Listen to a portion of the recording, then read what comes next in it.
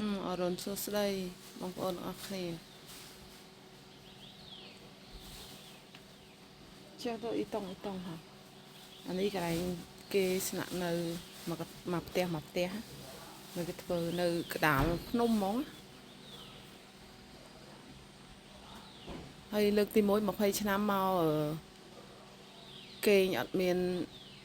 ម៉ាស៊ីនត្រជាក់តែអត់ក្តៅសោះ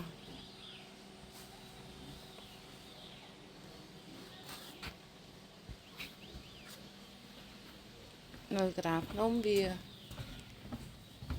ត្រជាក់អត់ខ្លាចក្តៅហ៎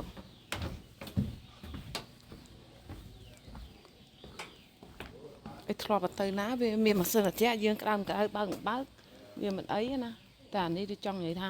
ភ្នំវាខ្ពស់ហើយនៅកណ្ដាលភ្នំអញ្ចឹងវាត្រជាក់អញ្ចឹងមកគេអត់ដាក់ម៉ាស៊ីនត្រជាក់ខ្ញុំភ័យខ្លាចក្តៅស្អាតណា